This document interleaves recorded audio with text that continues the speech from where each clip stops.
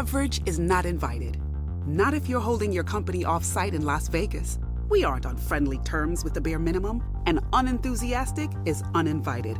Las Vegas's creative energy and world-class hospitality want to bring your company off-site to crazy new heights. That's why fear-based leadership is afraid of Vegas, and boring won't be there, but it will be watching the meeting recordings later. Plan for the extraordinary at vegasmeansbusiness.com. This episode is brought to you by Audi. The road is calling. Embrace the thrill of the drive with the all-new, fully electric Audi Q6 e-tron. Featuring effortless power, serious acceleration, and advanced Audi tech. It's not just a new EV, it's a new way to experience driving. The all-new, fully electric Audi Q6 e-tron is here. The next chapter of Audi starts now. Good afternoon, guys, and welcome to the podcast. I've got from Fort Worth, Bravis Brown, and he is all about, today's topic is going to be all about executive leadership and business scaling. So we're going to be talking about scaling businesses with executive talent, servant leadership, executive recruiting, business strategy, and automation and business optimization. So if that's for you, I'm really happy to have him on the show. He's got a lot of experience, and I'm really happy to pick his brain around building teams, building processes, and scaling your business. So Bravis, welcome. Hi, thank you for having me. Glad to be here. Yeah, briefly introduce yourself and we'll dive right into the conversation. Sure, yeah. So I have a background with a lot of small startups, and prior to what I'm doing now, I had a holding company and built 8 companies over 8 years. And the focus was, how do I accelerate the scale and growth of these organizations? And typically I did that through aligning operating capital with human capital, which was aligned with our strategic strategies. Interesting. And I really love, because I just got done with the last podcast guest, and we were talking about building teams and systems and processes, automate, delegate, eliminate. And these days you can't do it all alone because your time is not scalable. The first question I have for you is just talking about how to future-proof your team and business and build adaptability. Okay. A lot of times what I focus on is what I refer to as a generalist, an individual that understands your entire business strategy. And they do have a specialist trait. It's typically going to be in strategy, understanding what your exit strategy is for the organization. And this individual then focuses on prioritizing the roles inside of the organization as revenue grows, cash flows grow, et cetera. Mm. And that individual at the helm typically provides the emphasis or focus on the mission and vision that your organization has, and then brings individuals that have supporting talents and skill sets, which I often refer to as specialists. Mm. Yeah, and then how do you determine when a company needs a generalist versus specialist talent, and what impact does each type have on scaling and optimizing a business? Okay, great question. So there's a broad answer to this. For a lot of your audience, we're talking accountants, doctors, lawyers, dentists, etc. And a lot of times they're going to come in as the practitioner, and that expertise is absolutely required. And there's a level of growth they have to have before they can start to add individuals. So sometimes it starts as easy as just third-party external fractionals, whether that's CFOs, controllers, consultants, etc. But one of the primary things that I like to look at after I understand the business a little bit better is, what is the primary talent of, and going back to your last podcast, the owner, the CEO, so to speak, and then what is their vision of their role going forward. And one of the things that I usually like to start out with businesses that are established is doing an audit of their existing roles. What are the responsibilities of their current players? And what am I going to need to do to help take some of the tasks that are on the existing owner, founder, and move those over into a role that can maybe manage several of those until they get to a position where they can start to delegate. So typically what indicates a good opportunity for delegation is, like I said earlier, prioritizing the roles, and as cash flows and revenues are achieved through execution of strategy, bringing in individuals that become more hyper-focused on that, and then taking it off of the leadership, in this case, that generalist, so that they can start to expand their execution focus on the business as it grows. Answer. And what I love is you're talking about automation and purpose, and talk about streaming operations without losing the human touch. Because the next question I'm going to have for you is, how is artificial intelligence impacting that? But first, talk about automation with purpose. Okay, sure. So in a business, typically what I like to do are look at the things that don't have a requirement to have an individual engaged. For example, I don't necessarily want to automate client engagement. I'd love to automate filing or and R, so your records and record keeping and data in a production manufacturing environment, automating packaging, palletizing, etc., but not taking opportunities away from employees that allow them to improve the process, put their own touch or a unique talent to work in that particular space. The reason you hired them. And how in this day and age, so for example, I just give you a personal example. I like now, I think 90% of my business is through software or AI automation, and it's like eliminated like 90% of the human cost. So what is this impact of artificial intelligence on the human touch? To be honest, it's going to have a little bit of an impact, but for me, and I'll reflect just as you did on my own. So as I go through and utilize AI to do things like marketing, outreach, etc., and to get automated campaigns, I still have to go through them closely enough to put a personal touch, modify, edit, and make sure that the audience that I want to interact with, the business I've defined as my focus, it has a message that's pertinent to it. And I think the primary thing is it can accelerate the development of material, but it doesn't alleviate the requirement to go through and use a fine-tooth comb to ensure that it's aligned with who you are, who you want to do business with, and how you conduct business. Mm-hmm. Yeah. And yeah, I really love that, because artificial intelligence, I think Peter Diamandis said it well, is if you're not using artificial intelligence now, you're going to be out of business very soon. But then you also have to go in, and a lot of times you have to go in and double check it, make sure it's not hallucinating or it's answering your questions or doesn't sound like a robot. And which brings me to my next question. I was having lunch with one of my colleagues the other day, and we talk about this issue of hiring. And one of the biggest pain points with hiring is hiring and attracting, retaining A players, because usually if you're not doing good, these A players will go elsewhere or start their own companies, and you're left with B and C players, which actually are more hassle than it's worth. That was recently, but now with AI, it's gotten a little bit better. But talk about beyond hiring, integrating executive talent for maximum impact. Okay, so I'll step back just a little bit, and this is, I think, maybe pretty pertinent for a lot of your audience. I'll use a really easy one to pick on. So accounting and tax firms, a lot of times they get excited and want to get into that hiring mode right as the season kicks off. So just compare the analogy of a football program. Can you imagine that if we went and tried to get those A players right when the program kicked off, when the football schedule's starting, you got your first game, and now we're trying to bring over that star quarterback or receiver, et cetera. And it's really about being aware of your market and the timing associated with your market. And when you contact recruiters, talent acquisition, et cetera, and say, hey, I'm struggling with getting CPAs and qualified tax specialists, yeah, most everybody is during peak season. So it's really knowing when to bring them on. And that goes back to earlier mentioning career development and bringing somebody on with a known plan for their development and growth that can impact your organization going forward, not necessarily what they can do today. And to be able to gain and retain what I would call high impact players, you have to be able to share your vision, have them capture and understand your vision, and let them see how and create a career development opportunity for them inside of your organization. How do they grow? For example, again, a small practice example.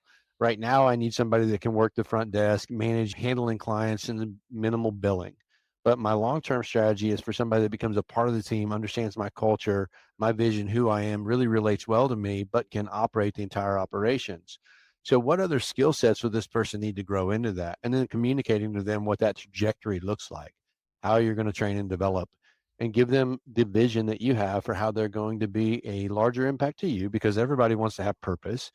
and how they're going to grow not only in your business but financially. And I think just laying that out and then revisiting it and making sure that they're on track with it, they don't have anything that's changed or adjusted, or you don't have to change or adjust. And if you do, you clearly communicate it. And one of the biggest things that's a red flag to me when I'm doing exit interviews for individuals for different companies and they're surprised.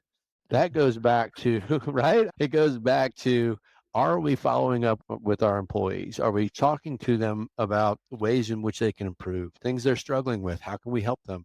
And I think many times we look at those as added tasks that we don't have time for.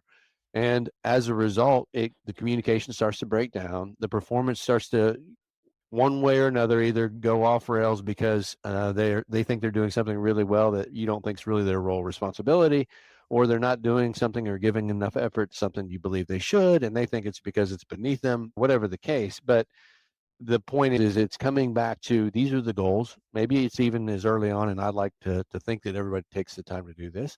What's your 60 to 90-day strategy for this particular onboarding process for this person? Are you going back and revisiting that during that time frame? And then as you grow through that process at 60 days and you feel like this is somebody that could work, are you opening up their eyes to what, 12 months, 24 months? And that allows you to have the constant communication and be aligned with what their goals and values are and making sure they're aligned with yours. And then, like you said, if you want to retain them and they have certain demands, can you meet them?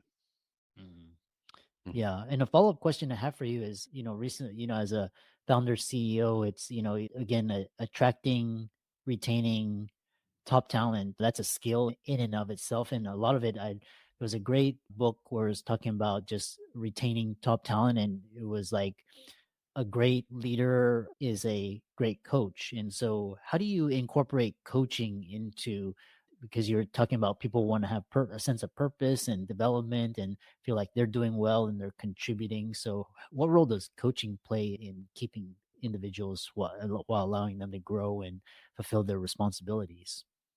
Coaching is something that happens every waking moment in a business. And a lot of times I feel like a lot of the coaching can be addressed by truly just being a servant leader, going through the day to day as if you are there to support and serve them, showing that's the example that you want them to lead in your culture. That's usually where it begins, by your own level of commitment and leadership skills being demonstrated to them. I think that's where it starts, obviously.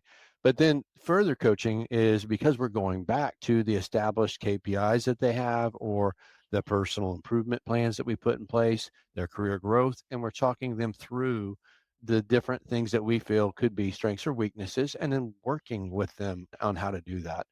I'll tell you a really quick short story. I was sent to an executive coach, a publicly traded company, purchased a smaller startup that I had, and I got thrown into this publicly traded environment, which was outside of the run and gun, small startup, 2 million to 20 million in 2 years kind of thing, to very structured and a lot of protocol for communications and all these things.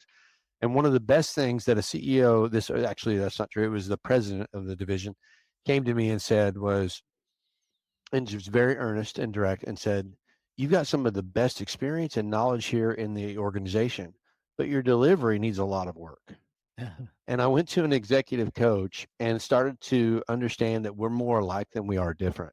And then relating that to individuals, if I'm going to interact with them, as to how I would want that message delivered, how I would feel about the way it's being delivered, and then taking that into consideration. And again, to me, that's really about putting in the effort to be a true servant leader. Yeah. And what's interesting is it's all about culture. And one thing that I recently realized, a couple of years back, was culture is an asset. If your company culture is like unique, it's innovative, it's like fun and engaging, it's productive, it's making a difference, people want to go there, and either your customers or your employees. And you mentioned the really interesting thing is going from startup to more of this more formalized organization. These kind of like legacy or formalized corporations such as like Intel or Microsoft versus a startup, for example, these Series A startups, a lot of these, they have a lot of flexibility for innovation, but then their operations may not be as great, whereas like more established companies, they've got streamlined operation, but they're not very innovative. So what's your process for? That's a really great question. A lot of the times, the efficiencies and the price competitive ability of the larger player is because they have more structured contracts, agreements, take or pays, all types of things that drive costs down. And it's not that you can't be innovative and develop new products. It's the process is slower because it has to go through approval processes of outside vendors to make sure that they can capitulate to the modifications. It supports you. There's just several steps that are typically established that drive efficiencies, and those have to be considered. So to gain or maintain innovation in an R&D group, I had an R&D tech team in two of the last companies that I've had, and not publicly traded, so bear with me, but allowing them to bring things to you, for example, we needed products for oil and gas, but there's traits inside of oil and gas that are very much like agriculture, and allowing them to veer and explore how that could apply into agriculture and then bring that back to the development team or executive team to decide, does this fit with our strategy or can it accelerate product development in other industries?